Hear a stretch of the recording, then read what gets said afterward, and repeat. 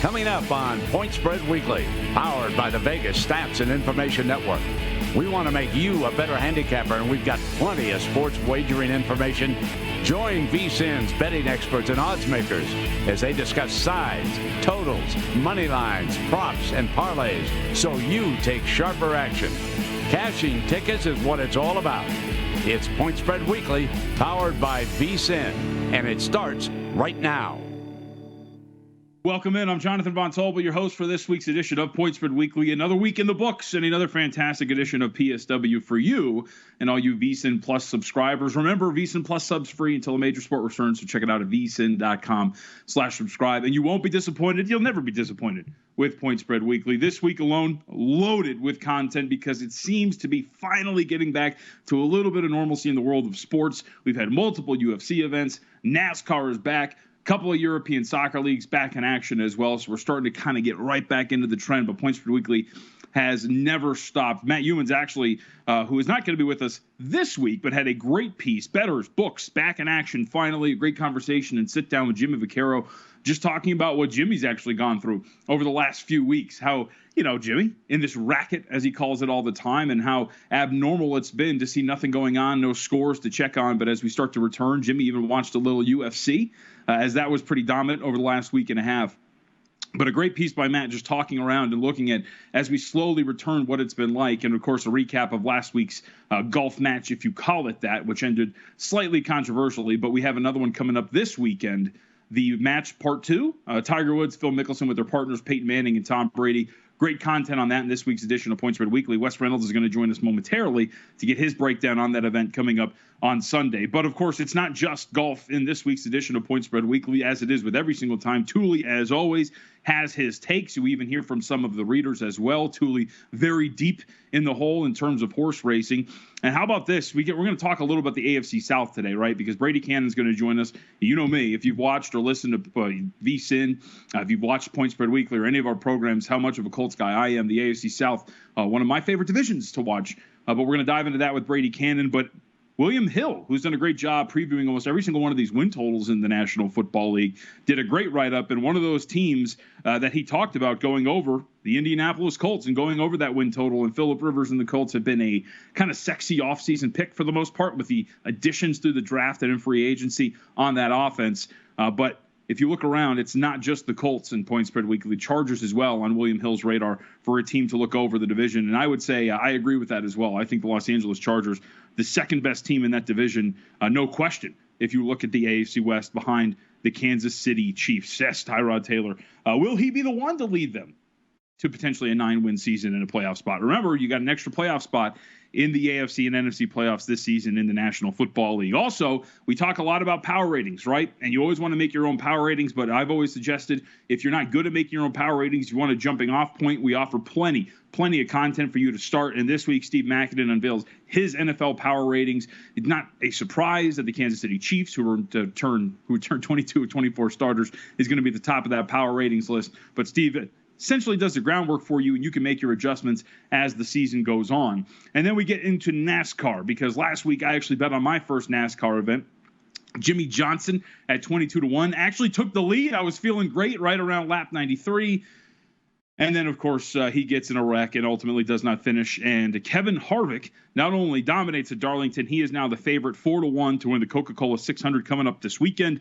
We have a race simulation for the Coca-Cola this weekend. And I don't think it would surprise anybody that Harvick near the top, but Kyle Busch in the simulation is actually the victor, according to Steve Makinen's race simulation for this weekend. You can check all of that again in this week's edition of Point Spread Weekly. We'll also pick his brain on that, Steve Makinen, because he's going to join us at the bottom of the hour. And then Ron Flatter, of course, is going to be with us as we go over the hot and the not in the world of horse racing, as we have kind of started finally to see the parameters, how this run for the roses is going to go, and what we're going to see with the races building up to the Kentucky Derby.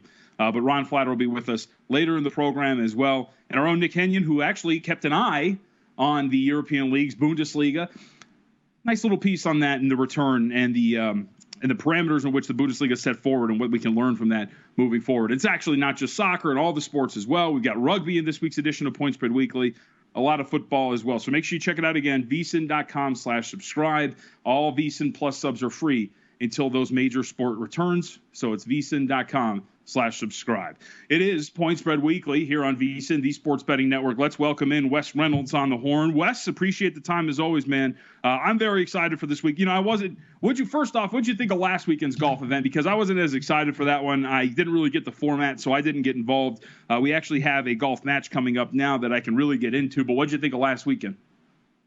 Yeah, I thought last weekend, I mean, they were trying to do something different. I watched a little bit of it. I did not bet a lot of it because I wasn't sure how the format was going to work out. And I, quite frankly, wasn't sure how the guys were going to play. And it just looks so odd, JBT, to not only see the guys carrying their own bags like they're playing in a junior golf event, but also the fact that, I mean, there was just nobody out there. And I think one of the things that you saw, and you could attribute it maybe to a little bit of rust, having not played any type of really competitive golf for the better part of 3 months, but you saw these four guys, McIlroy, Dustin Johnson, Ricky Fowler, Matt Wolff. You saw these guys miss makeable putts that they're going to make more often than not. And I think what that showed is the fact that they didn't have any caddies out there.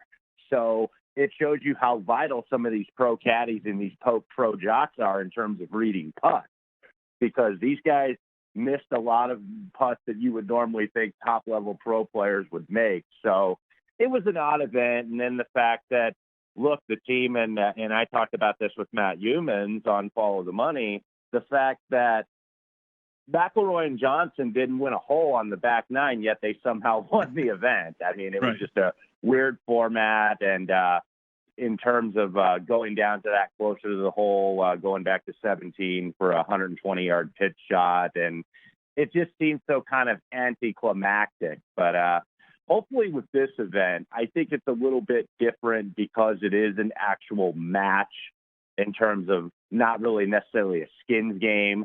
It's an actual match, and Phil and Tom Brady have certainly been talking it up and coming with the trash talk on social media. So I think on the surface, this event looks like it's going to be better structured.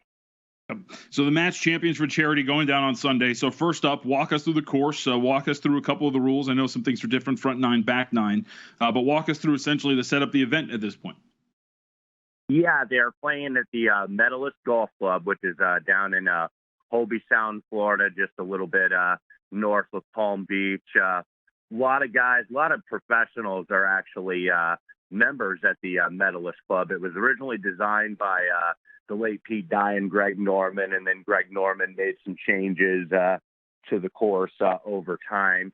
It can play as long as 7,500 yards from what they call the Tiger tees, which are kind of the main championship tees. But a lot of pros are members of this course. It costs about $110,000 for membership at Medalist, slightly out of our price range, JBT. But Ricky Fowler, Dustin Johnson, Brooks Koepka, Rory McIlroy, Tiger Woods, all members of this course. This is kind of one of Tiger's, I guess, if you want to call it ex officio home courses, if you will. So, I think it actually is a tougher course. It used to play a little bit more on the original design, kind of similar to Pinehurst number 2, which has hosted some U.S. Opens, but now it's just basically a typical long golf course for these pros. I don't think length is necessarily going to be a problem, but I'm interested to see what kind of wrinkles, because they haven't really put out all the details, because it'll be a little bit like that first match between Phil and Tiger out here at Shadow Creek in Las Vegas,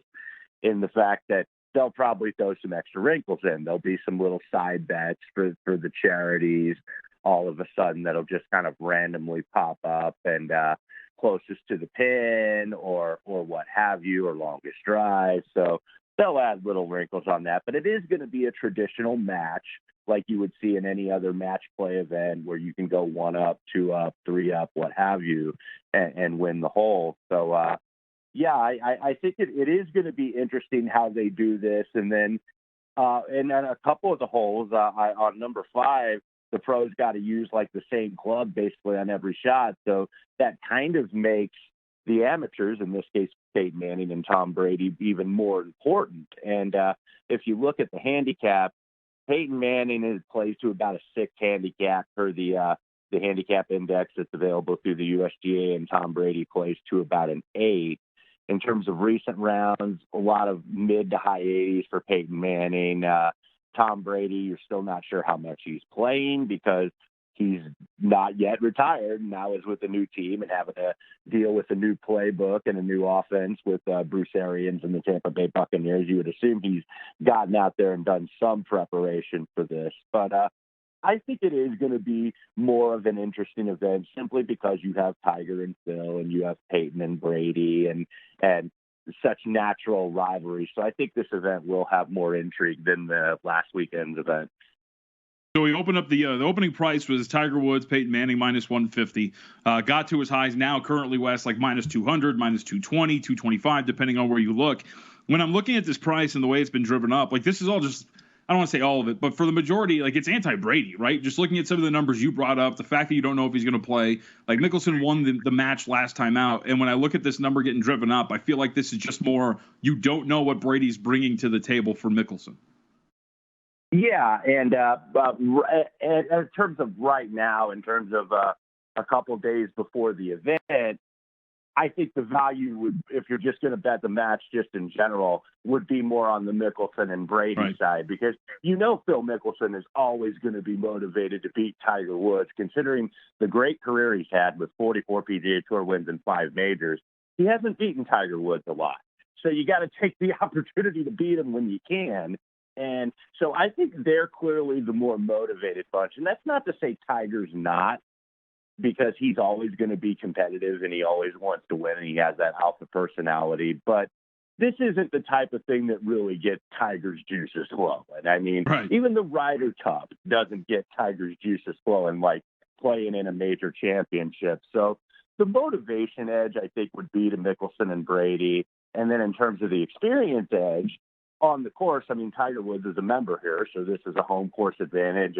He's actually played on this course with Peyton Manning. They talked about that earlier this month and kind of introducing and hyping this event. They had a thing on Bleacher Report where Ernie Johnson of Turner Sports hosted with all 4 players. And Peyton Manning talked about playing this course with Tiger Woods and then Peyton Manning's longtime friend and teammate Brandon Stokely. They played in a group together, and Peyton talked about getting 18 and losing a bunch of balls on 18 and having 1 ball left and asking Brandon Stokely if he had a ball left, and it was a yellow ball. He's like, well, I can't play with some goofy yellow ball. I'm playing with Tiger Woods here. So they had to search through the march so he could finish the hole. And Tom Brady talked about his time playing here. He shot 106 here at Medalist. So this is a very tough golf course, but in terms of the value, right now I'd say Mickelson and Brady. It's going to work a lot like last weekend because you saw that Matt Wolff and Ricky Fowler took the late money on Sunday.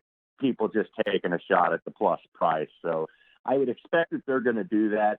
Anything under 150 might give the value to Woods and Manning, though. So we're looking at some of the rules, Wes, and Wes Reynolds with us, VSiN host, Point Your Weekly contributor, wrote a good preview of the match coming up this weekend, Champions for Charity, the Woods, Manning, Mickelson, Brady matchup that we'll see on Sunday. So when you look at some of the rules, at least the ones that you were confirmed, right? Best ball front 9, alternating takes on the back 9. So when you're looking at this from a betting perspective, if you're getting like an in-game opportunity, if you like Woods and Manning, or if you like, the other side, because if you're looking at this, it seems to me the rules, the way they break down, the front 9 is almost going to be like Mickelson versus Woods, except for that 5th hole that you mentioned. And outside of that, maybe when you get to the back 9, you could look at some value if Mickelson and Brady are a little bit tighter because they've been playing best ball. And from there, Brady's game really takes an effect, right?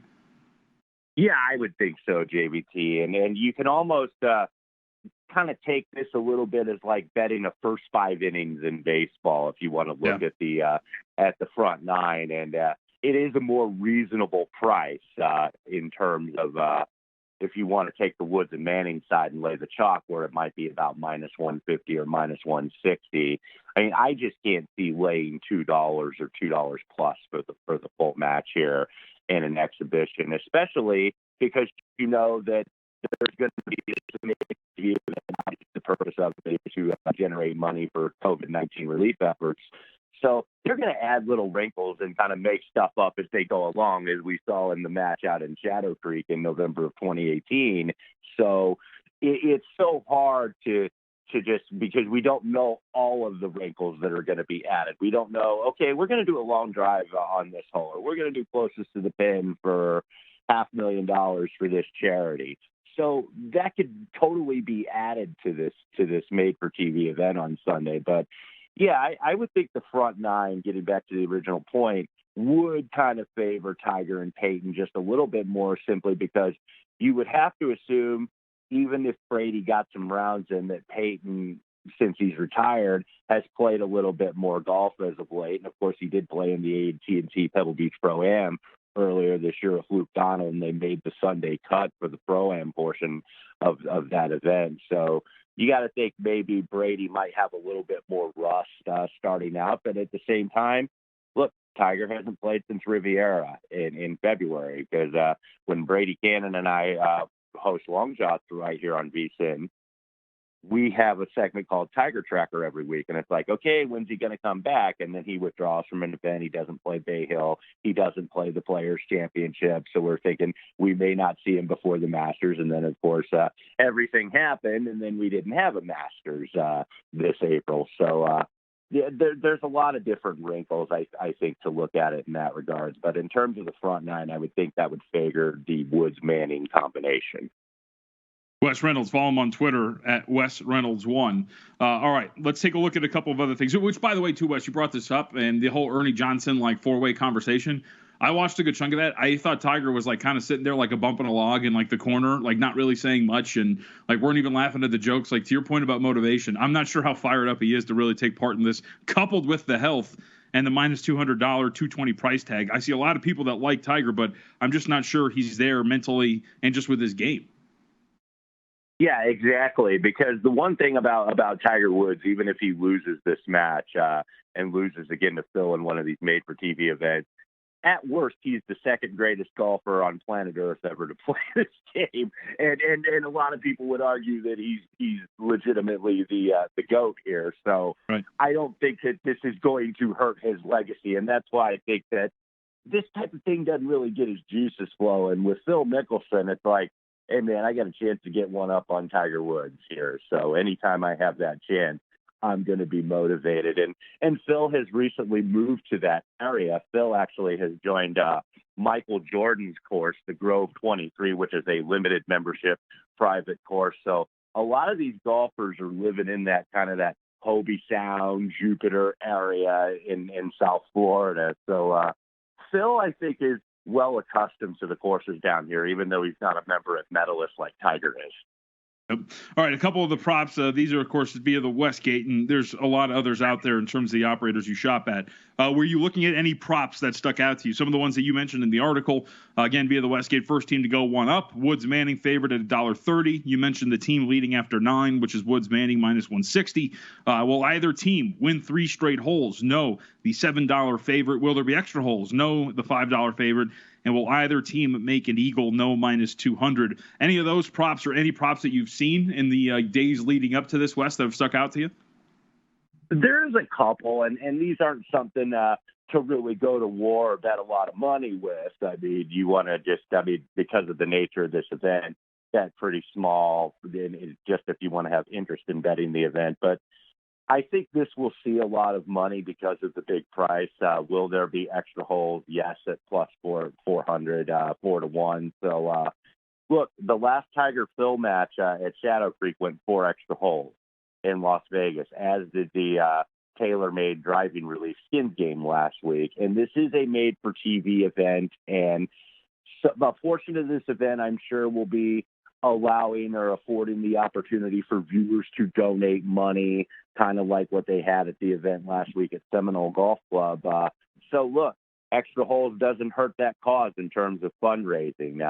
I'm not saying this is a WWE sports entertainment stage type thing, but it wouldn't surprise me if somehow this went to extra holes. So I could see a lot of people taking a shot on the plus $4. I could also see, in terms of the winning 3 straight holes prop, which I believe you had just mentioned was 5-1 on the yes. I could see that maybe happening. And because we kind of saw that a little bit last Sunday, where it's like, Johnson and Fowler really didn't win a skin outright in terms of winning a hole past the sixth hole.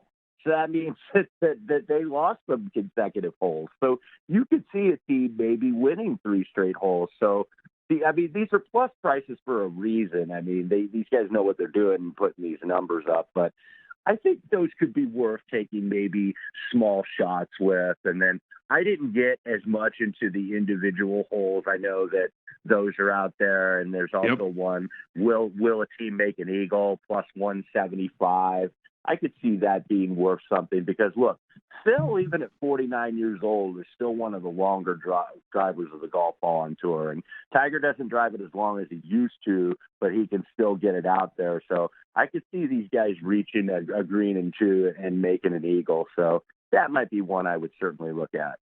Wes Reynolds, VSiN host, Point Spread Weekly contributor. Wes, we got about 30 seconds left. Let us know because Long Shot's coming back June 2nd, right? Yeah, absolutely. We're going to do kind of a reset of the season in terms of where we've been, where we are, and then previewing the back half of the season. And then we're going to be starting Colonial down in Fort Worth the second week of June. All right, Wes, we appreciate it, man. Thank you very much. We'll talk soon, okay? All right, thanks, JVT. Appreciate it, man.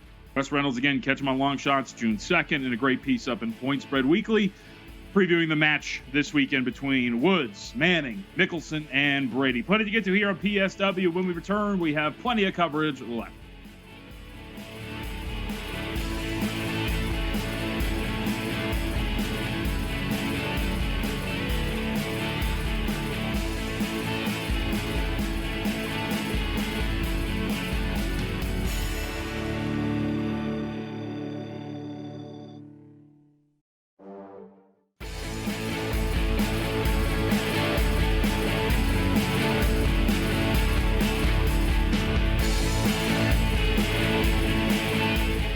Welcome back to Point Spread Weekly here on VSiN, the Sports Betting Network. We are joined now by Ron Flatter, the Big F, as we call him here. As Ron, not only, you know me, I love these spots because I've really gotten invested with your content in Point Spread Weekly, as we get closer-ish to the Kentucky Derby and how this is all going down. And so your article this week, at least on the Derby, the futures tree gets a sharp pruning. So we've seen a cut down. You and I have talked about this almost every single week, right? The massive list of choices for you to bet the Kentucky Derby winner outright. So this has been cut down, shortened up, correct? It has at William Hill, and also let's not forget, too, that William Hill no longer alone in Derby futures in Nevada. Circus Sports coming on board. But to isolate on William Hill, which still has the lion's share of choices, at one point had 181 horses in its Derby futures, at least just not even a week ago. But then they started pruning them. You start to now notice horses that just have no shot at winning a Kentucky Derby, let alone going 1.25 miles, which is, of course, the length of the race on September 5th. So when we get to that point, by that point, you got to figure that horse can't get 1.5 miles. And now we're starting to see that. So about 40% of the names on the William Hill list are gone now. They've still got over 100, but they were close to 200 just a week ago. And a lot of the horses that you might have had tickets on way long ago, well, the tickets are still good, but the horses might not be. Ron Flatter, by the way, you can get a glimpse of just how beautiful it is here in Las Vegas. Wow, man. It looks great out there. Yeah, sure. Yeah, and it's absolute. That weather never changes, it's interestingly enough. Right. All right. I was going to say, it looks windy outside my window, but yours pristine, no movement. All right. So let's take a look at some of the, we do this every time too, right? The who's hot, who's not. Take us through our 3 horses at this point who are hot in your eyes.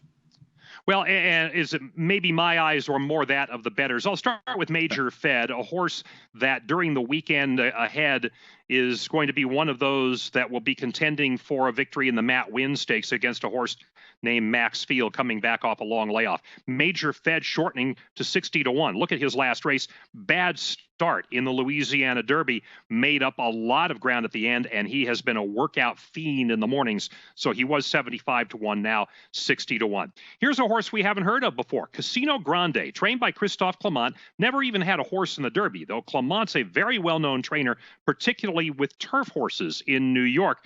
This horse unraced at age 2, very impressive in 2 victories so far. They're going to step him up to a minor stakes next month in New York. And I actually talked to Clement about him, and I asked him, is this a Derby horse? And he says, Why not? So we'll see.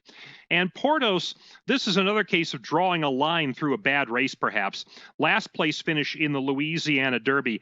Todd Pletcher trains him. Todd Pletcher has won 2 Kentucky Derbies. He was 125 to 1, now 100 to 1. The thought here is that this horse is too well bred to actually be ignoring him and fading him for the Kentucky Derby. Okay, so who's not hot right now? Été Indien, that's French for Indian summer. Doesn't look like it'll be a good summer for Été Indien. He is by Summerfront, although maybe it will be a good summer. Bettors have faded him. I'm not. 35 to 1 now, pretty short price, but he was at 30 to 1. The thing is, he's been producing very good workouts at Palm Meadows. Maybe the fact that he trained once on turf had people thinking, oh, they're going to move him to the turf. But his trainer, Patrick Biancone, says he's going to be back on the Derby trail. So not so fast on dumping Été Indien.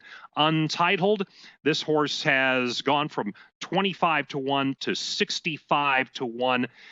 This comes on the heels of a second-place finish in the Gotham, but then coming back and showing nothing in an allowance race. And then Toledo, another horse, a head-scratching race in which he really didn't show any tenacity going to the line and finished second place in a lower-level race that he's used to. He's gone to 85 to 1 and down now doesn't look so good, even though that last race was on a wet track.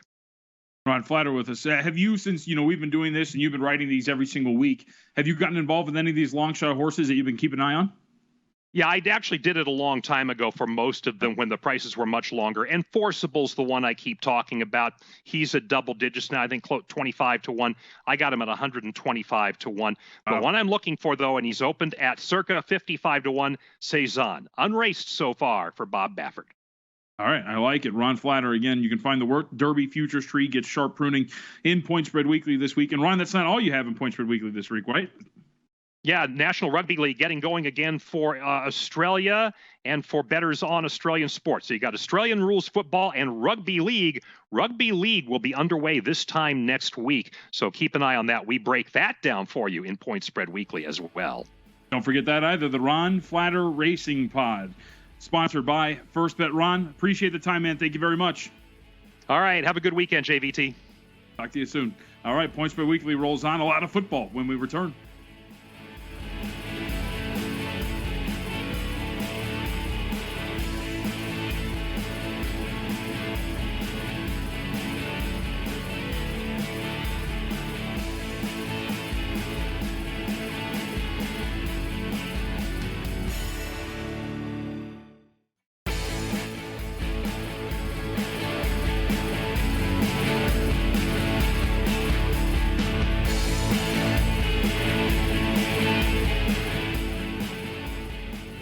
Welcome back. It is Point Spread Weekly here on VSiN, the Sports Betting Network. The best headline of the week in Point Spread Weekly. Colts look tasty in vanilla AFC South. Not so much the Colts part, but the tasty vanilla thing. I'm a big fan of. Brady Kannon, who wrote the piece, is nice enough to give us a couple of minutes. Brady, appreciate the time as always. You've been doing a great job previewing all of these divisions in Point Spread Weekly. So let's start with the team that won this division last year, the Houston Texans. We know about the offseason moves. DeAndre Hopkins no longer with the team. But this is a team, Brady, that actually had a lot of signs of regression. The overall DVOA just ahead of the Arizona Cardinals, who only had 5 wins last year. They had a negative point differential. All signs that a team like that is going to regress the next year. What do you think of this season's Houston Texans? Well, is there a bigger sign than the number that the odds makers hung for the season win total too? You know, this is a team that the last 2 seasons, they've won 10 games. They've won the division, of course, last year. And now their season win total is 7.5. So I think the odds makers feel that this team is going to regress too. And you just look at some of the moves that this team has made the last 2 seasons. The season prior, they acquired all these players and gave up a lot of draft picks. So they were only left with 5 draft picks this year. And that was 1 that came in the Hopkins trade. This year, they tried to get some of those draft picks back, but they let go of, arguably the best wide receiver in football. So the moves that they've made, I think, have been very questionable. I just don't expect a lot out of this team. They're 3-1 to win the division, which is the third choice out of 4 teams. And I think that's probably about right. I think the Colts and the Titans are probably ahead of the Texans at this point in the AFC South. Yeah, I wanted to tie in actually the Titans before we get to the Colts because I'm not a really big fan of the Titans, mainly because of their makeup. You know, I brought this stat up a couple of times. People are really going to be gung-ho about Derrick Henry. The guy only had one 100-yard game in the first 10 games of the season, Brady, and I think people are going to forget that because of what we saw in the postseason. I'm just not a fan of the way the Titans offense is built. So where do you see this team in terms of the win total and overall what next season might look for Tennessee? Well, Mike Vrabel is, kind of a smash-mouth football guy, old school, likes to run the ball. He really builds his strength on both the defensive line and the offensive line. I like the strategy. I think this guy's really becoming a good coach, and we're going to see him continue to progress in the future. But you talk about the regression, it sets up for regression with the Texans. I think it does with Tennessee, too. As far as Derrick Henry, how about the workload that this guy had, especially in the second half of the season in the playoffs? And then Ryan Tannehill, he wins NFL Comeback Player of the Year. Those are both, this end of the spectrum performances for those two guys, a couple of maybe the most key players on their team. I would expect them both to come back to the pack a little bit. I don't expect Ryan Tannehill to all of a sudden turn into this all-pro quarterback like we saw him for, the second half of the season last year. And again, the workload out of Derrick Henry. The other thing is defenses will be a little bit more prepared in how to defend that running attack. They lost some key players in free agency along the defensive line and the offensive line. They were able to replace a little bit of that in the draft and through free agency of their own. But I still don't see a big-time receiving target for this team. And I don't know how – this team becomes one-dimensional with the run. And it obviously worked very well in the playoffs last year with Henry. But when defenses can just focus on a one-dimensional offense and without a whole lot of weapons for Ryan Tannehill, I think teams will have more success against Tennessee this year. I'd be looking at under the season win total. We go over the Houston Texans, Tennessee Titans, both have question marks. The Indianapolis Colts have question marks as well. Look, they signed a quarterback for $25 million over 1 year that threw 20 interceptions last season, but the team around him seems to be a little bit better than the teams we've just talked about. So what do you see with the Indianapolis Colts? What do you expect out of Phillip Rivers, which, we can obviously put out that he's got a much better offensive line than I think he's had probably in, 5-10 years? Yeah, maybe his entire career. The Colts offensive line is outstanding. I think they did some good things in the draft. They got him a target with Michael Pittman Jr. One thing about the Colts, we really saw last year how crucial T.Y. Hilton is to that offense. When he went out with injury, they just really struggled. The running game is good. They pick up Jonathan Taylor. They already have Marlon Mack. So I don't know how there's going to be enough carries for both of these guys. But, I think when you add Jonathan Taylor, that's not a bad thing. And I think Rivers is a very good quarterback. I've always been a huge Phillip Rivers fan. And certainly he's had some years where he has thrown a lot of interceptions. But I still think he's got a lot of talent left in that tank. And I think the Colts ought to have a pretty good year. I'd probably be looking at over their season win total. They, again, bolster the receiving core with Pittman. They do some moves on defense. And Frank Reich, I think, is probably the best coach in the division. I think this team ought to be pretty good. The problem is the entire division, every team in it, I think is second tier, John. They're not there with the Chiefs and the Ravens and maybe a few others out of the rest of the AFC. So I don't know if they can make a run in the playoffs, but I think the Colts are a pretty good I don't want to bet them at basically even money to win the division. That's a bad price, but they're the deserved favorite. Fighting for a home playoff game and potentially an early exit, a lot of these teams in the AFC South. By the way, to your point, Brady, Brissett last year, Jacoby Brissett, 7-8 as a starter, but he was 6-4 with T.Y. Hilton starting. The team was 1-4 when Hilton was out. So they have been, and they were winless, by the way, going into last year whenever Hilton missed a game. So he is massive for them, the way that team is built. Jacksonville Jaguars, bottom of the division. Last year, only 6 wins. By the way, that one win without T.Y. Hilton last year was against the Jacksonville Jaguars. So what's the prognosis for Jacksonville? Win total of 4.5, 45-1 to win the AFC South. Gardner Minshew was actually not that bad. Led this team to a 15th ranked passer rating or offensive passing ranking in the NFL. He's very accurate. He runs very well. What's interesting, for a guy that ran the ball pretty well, he did not run for a single touchdown last year. And you can probably see some positive regression there for Minshew. I think he'll do some things with his legs that are good for this team. They pick up Laviska Shenault, who is an electric wide receiver if he can stay healthy. I think so many people are down on Jacksonville, but they did a couple of good things in the offseason this year, and I think they'll surprise some people. They're not going to win. They probably won't even get to 500, but 4.5 wins. I think they can certainly do better than that in a division that's relatively weak. So I would look over the season win total for Jacksonville. I think they will be better than what is projected right now or what is perceived. And I really like that first game, John, against your Colts, where they're catching better than a touchdown. They were getting as many as 8.5 points in that opener at home as a home dog, a division home dog early in the season. Now it's down to 7 or 7.5. But I like them getting 7.5 against the Colts in the opener, again, as a division home dog. Brady Kannon, find the workout, Las Vegas Golf. Remember, Long Shots back with Brady on June 2nd. Brady, appreciate the time, man. Thank you. You bet. Have a good one. We'll be back here on Point Spread Weekly.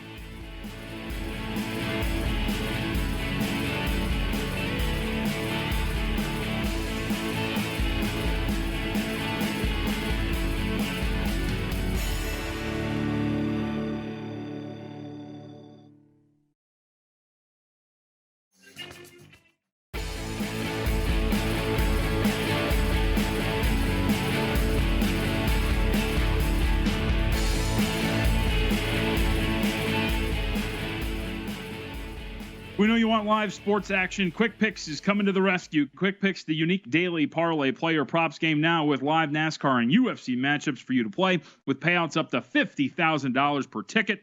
Acuna, 12, hit 7 NASCAR tickets in one day, won $6,800, the biggest daily payout yet for Quick Picks. VSiN customers can now play Quick Picks through this special offer. Get 100% automatic deposit bonus up to $100 when you sign up for a new Quick Picks account. Sign up now by going to quickpicks.com/VSiN bonus to find out more. It's available in 27 states and D.C. You got to be 21 or older. Go to quickpicks.com/VSiN bonus. Start playing Quick Picks now. It is Point Spread Weekly. I'm Jonathan Von Tobel, your host. We head back out. Steve Makinen, nice enough to give us a couple of minutes. My first question for Steve Makinen is, Steve, have you gotten any rest? I think you wrote like 10 articles this week. Yeah, JVT, I try to stay busy here. I mean, actually some of this stuff comes up as the week goes on. I thought, hey, that'd be a great article, especially with not having to do any of the strength ratings and any of the odds making stuff like that. I had some time to put some more material together. So I was going through, obviously, everything that you put in, and we have a lot of good stuff to get to. I wanted to start really because what stuck out to me, I don't know if you noticed, I put this up on Twitter last week. So I made my first NASCAR bet last weekend. Jimmy Johnson, 22-1, takes the lead at one point, but then around lap 93, crashes. But it was a lot of fun. Like, I've never really been into NASCAR, so I immediately actually went to the Coca-Cola 600 simulations that you got going on. Kyle Busch at the top here, according to your simulation. But I'm just curious, you don't have to give us like every detail, but what goes into a racing simulation for you? Because you got a couple in this week's edition. Yeah, well, before we even get into that, you're going to want to make sure you keep up before Sunday, because there's going to be a new one out reflecting the last Darlington race, and then anything new that came out from Charlotte. There's going to be qualifying this time. So typically when I do a simulation, it'll include things like qualifying, practice, how a guy does at a particular track, how a guy does at a particular group of tracks that are similar to that one, and then any momentum they have, maybe last 10 races or so. I like it. Yeah, so you had that one, the Toyota 500 race simulation as well was in there. It was a busy week for NASCAR, so you find that all again in Point Spread Weekly. And as Steve mentioned, the updated simulation for the Coca-Cola coming out shortly. So let's talk about your NFL power ratings, because power ratings have been a big topic of conversation during this quarantine, right? A lot of people have time, Steve, to start studying and getting ready for an NFL season that's still quite a few months away. And I've always been a proponent of, look, like if you don't know where to start in terms of the power ratings for yourself, you can always look at other power ratings and kind of get a basis and make your own adjustments. So you have your NFL power ratings up. Walk us through your top teams and the process. Again, not the specific details, but the process of you power rating these teams and what goes into it. Well, obviously for NFL, when someone like me doing my power ratings, I'm looking at something that I'm going to be able to start the season with in terms of knowing what the odds are going to be and finding little subtle adjustments there within from which I can find advantages. So I'll take a general consensus of maybe the public perception of teams. I'll look at some of the changes the teams made in the offseason. And then, of course, I'll do a refresher back on what happened last season. And all that kind of goes into maybe projecting this year's power ratings. And to no surprise, I mean, any logical power ratings are going to have the Chiefs on top. And of course, mine do. Ravens are also a highly respected team. The Saints, San Francisco, some of maybe the surprise teams you might be looking for going upwards here would be like a Cowboys, Tampa Bay, those types of teams. I typically tend to not go too far on making adjustments based upon public perception because that's how I think even the books tend to lose these things early. And I guess in essence, that's basically how I make my ratings. Yeah, and it's cool because what I really stuck out to me was, one, your scale. Like, so I help out Jeff Vogel with market power ratings, right? And for those people who are watching, it's essentially how the market has bet these games and how they dictate what these power ratings are. And you use the lines after they've been adjusted after some early action. And what stuck out to me was just some of the differences. And this is why I think power ratings are important if you have your own, Steve, because you can do these market power ratings where you see the market judges and places some of these teams compared to your own ratings. And that's where you can find some of these advantages. Absolutely. I agree 100% because public perception typically drives the lines, if you will, and bookmakers are in the basic goal of the bookmaker is to balance the action. So they need to look at the public perception. But if you're someone you consider sharp or an expert who studies these things closer, they're able to see transitional systems like I've released in the last few years. Or last few weeks for both college and pro, they're able to analyze what type of impact some of the offseason moves are going to make, and that's where you get your advantages. And to give a small example from Steve's power ratings to the market ratings that Fogel and I went through, the New York Giants are the one that stuck out immediately to me. You have the New York Giants, the fourth worst team, just ahead of Washington, Cincinnati, and Jacksonville. But if you actually did the math on these market power ratings for some of the week ones, the Giants are actually better according to the market than the Lions, the Panthers, the Redskins, the Bengals, and the Jags. So again, a slight difference, but those are the kind of differences you can find and take advantage of. So that's in this week's edition of Point Spread Weekly. And it's not, by the way, too, Steve, explain too, because you have the power rating, you also have the effective strength, the better ratings, and then your 2019 strength of schedule rating. So you can walk us through those three really quickly and what the differences are.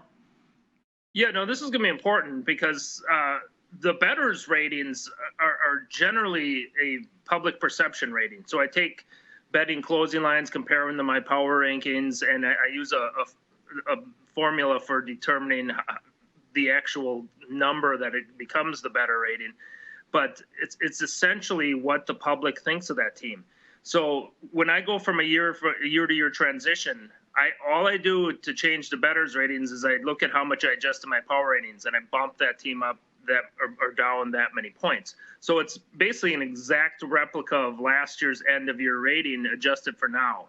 Now, if you look at my effective strength ratings, those are purely statistical, 100% statistical based upon the teams that team played last year. And again, for this year, if I move the power rating 2 points for a team, I move their effective strength rating 2 points as well. So those are basically looking back at last year's ratings and adjusted for this year. But once we get into a season, I have 3 different types of ratings, and they all are based upon a unique methodology from which I build them. All right, those are all, again, in Point Spread Weekly. Check it out, VSiN.com/subscribe. VSiN Plus subs free until a major sport returns. So among the many articles that Steve has put in this week, the other, as we're getting closer, again, months away, but you can always get ready early for the college football season, using the 2019 stats to project college football season, the 2020 college football season. Now, a couple of weeks ago, Steve, you had a similar article with the National Football League, but you look at this from the college football standpoint. Let's go through a couple of the bullet points you had. The first one up, of course, is teams with losing seasons despite the fact that they had a positive point differential. Yeah, these are the first two systems on here are basically opposites of one another. Positive point differential losing season, negative point differential winning season. Now, those are obviously unusual situations. Now, what I did in here is I combined them with the type of team that team is bringing back, the returning experience. So the first system shows teams that were endured losing seasons despite outscoring their opponents. 14 teams have brought back 13 or more starters, including their quarterback. And these teams generally improved by about 2.2 wins per season. There are 6 teams that fit that bill for this year, including among them the bigger names, Florida State, Nebraska, Ole Miss. So that's 3 teams on that end. Now, the opposite end of that is if you enjoy a winning season, but were outscored by opponents. If you're bringing back very few starters from that, it's kind of a bad recipe. Michigan State and Utah State fit into those as teams that are expected to decline by a couple games because of that system.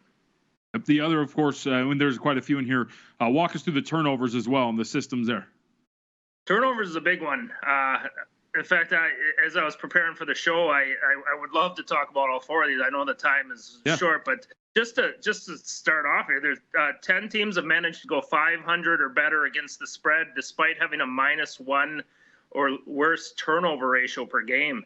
The next year, those teams bounce back at about 2.7 more wins per season. There's one team that fits this bill this year, and it's Les Miles' Kansas team. So I know it's been a long time that team doesn't win very much, but they have a system saying that they could improve a little bit this year. All right. And what about we got 2 minutes. What about the, as you call it, the nowhere to go but up category? Yeah, this one is teams that basically the worst teams around, won 2 or fewer games, enduring a -1 or worse turnover ratio. There's been 32 teams like that.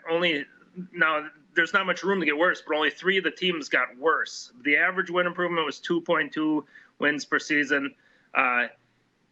If you add a factor of bringing back 15 or more starters to that group, these teams improved by 3.3 wins per season. So even though they had negative turnover ratios and played very poorly, if they're coming back with some experience, they're going to grow from that. Now, there's 2 teams with a potential for what would be 3.3 win per season improvement in there, Akron and Rutgers. Wow. It didn't go very well for Akron last year either. For the most part. Yeah, I mean, you got a long way to go from 0 wins, but 3.3 will get you some respectability. Steve Makinen with us. All right, Steve, we got 60 seconds left. Just walk us through an overview of this week's Point Spread Weekly, because again, it was great, and of course, you wrap it up with Human's fast food ranking. So this week was fun, and there was a lot of information in it. Yeah, great, entertaining issue. Memorial Day weekend, normally known for, and I'm sure you regret this, NBA basketball playoffs, that type of thing. Yep. But there is some great sports coming up. We got NASCAR Coca-Cola 600, a lot of analysis on that. Point Spread Weekly also has some of the Tiger and Phil and the 2 quarterbacks going at it with the golf. Should be a fun event to watch. A lot of great analysis on that. And then, of course, I was very entertained by Matt Yeoman's fast food power rankings. I have some disagreements, but maybe I'll save those for him. Steve, it's always good to talk to you, man. We'll talk next week, okay? All right, sounds good, JVT. Enjoy. Steve Makinen, editor of Point Spread Weekly. Find it all at VSiN.com/subscribe. I've only had 2 of the top 5 in the fast food power rankings. I have a lot of disagreements there. But we'll be back next weekend. Again, VSiN.com/subscribe. VSiN Plus subs free until a major sport returns. We'll see you.